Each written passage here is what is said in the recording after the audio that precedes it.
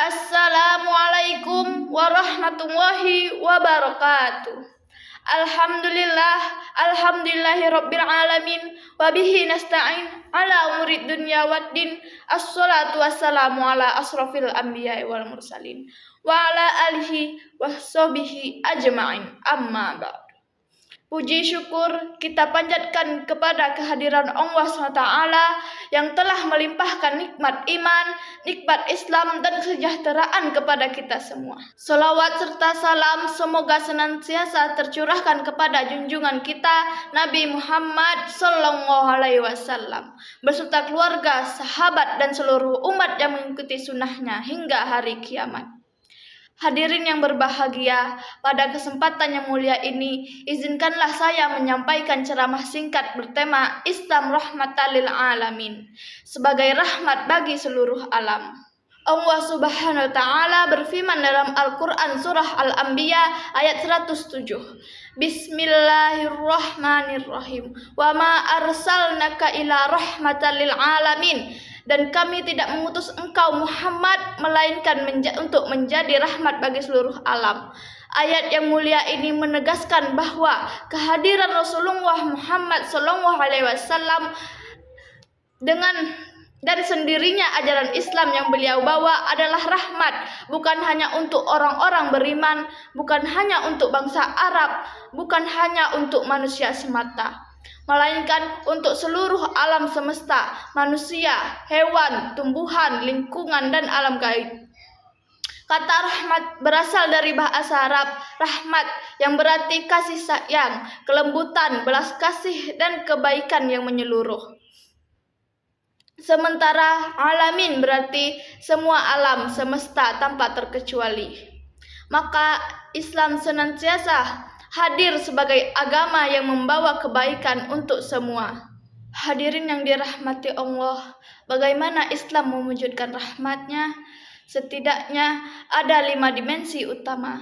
Yang pertama, rahmat dalam hubungan antar manusia. Islam mengajarkan ukhuwah, persaudaraan yang melampaui batas suku, ras, dan bangsa. Rasulullah SAW bersabda, tidak sempurna iman seseorang di antara kalian hingga ia mencintai saudaranya seperti ia mencintai dirinya sendiri. Hadis riwayat Bukhari dan Muslim. Islam melarang keras penindasan, perbudakan, dan diskriminasi dalam bentuk apapun. Lalu ada rahmat dalam keadilan dan hak asasi. Islam adalah agama yang pertama di dunia yang secara eksplisit mengangkat derajat wanita, melindungi hak anak yatim, hak kaum fakir, dan menetapkan hak-hak dasar manusia. Jauh sebelum munculnya konsep hak asasi manusia modern, dalam Haji Wada, Rasulullah SAW bersabda, sesungguhnya darah, harta, dan kehormatan kalian adalah suci dan haram dilanggar. Selanjutnya ada rahmat terhadap alam dan lingkungan. Islam mengajarkan manusia sebagai khalifah di bumi, bukan penguasa yang merusak, melainkan penjaga yang bertanggung jawab. Rasulullah SAW melarang menebang pohon sembarangan, menyiksa binatang, dan mencemari sumber air. Beliau bersabda, tidaklah seorang muslim menanam pohon atau tanaman lalu dimakan oleh burung, manusia, atau binatang kecuali itu menjadi sedekah baginya. Hadis riwayat Bukhari. Lalu ada rahmat dalam toleransi dan kerukunan. Islam mengakui keberagaman sebagai sunnatullah, kehendak dan ketetapan Allah. Al-Quran menegaskan dalam surah Al-Hujurat ayat 13, wahai manusia, sungguh kami telah menciptakan kamu dari seorang laki-laki dan seorang perempuan. Kemudian kami jadikan kamu berbangsa-bangsa dan bersuku-suku, agar kamu saling mengenal. Perbedaan itu indah dan Islam mengajarkan untuk saling menghormati, bukan saling menyalahkan. Lalu rahmat dalam ilmu, pengetahuan, dan peradaban. Sejarah mencatat bahwa peradaban Islam pernah menjadi mercusuar ilmu pengetahuan dunia dan Baghdad, Andalusia hingga Nusantara. Ulama-ulama Islam menjadi pelopor ilmu kedokteran, matematika, astronomi, dan filsafat. Semua itu adalah wujud rahmat Islam bagi peradaban umat manusia.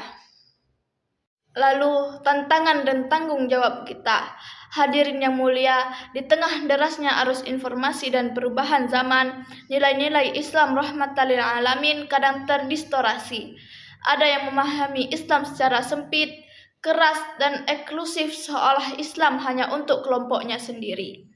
Padahal Rasulullah SAW sendiri dikenal sebagai alamin yang terpercaya bahkan oleh orang-orang non-muslim di sekitarnya. Maka tugas kita sebagai umat Islam hari ini adalah menampilkan wajah Islam yang sesungguhnya, Islam yang ramah, bukan Islam yang marah, Islam yang membangun, bukan Islam yang menghancurkan, Islam yang menyatukan, bukan Islam yang memecah belah. Mulailah dari diri sendiri, tunjukkan akhlak yang mulia dalam keluarga, lingkungan kerja, dan masyarakat. Jadilah muslim yang menjadi solusi atas permasalahan, bukan sumber masalah. Inilah dakwah paling efektif, dakwah bilhal, dakwah melalui keteladanan yang nyata. Hadirin yang dirahmati Allah, marilah kita renungkan kembali. Sudahkah kehadiran kita membawa rahmat bagi orang-orang di sekitar kita? Sudahkah kita menjadi berkat bagi keluarga, tetangga, lingkungan kita? Jika belum, inilah saat yang tepat untuk berbenah diri.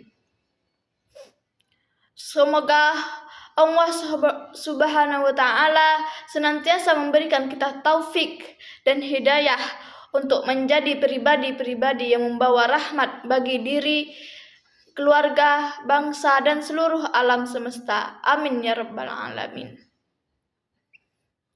Wallahu a'lam bishawab. Wassalamualaikum warahmatullahi wabarakatuh.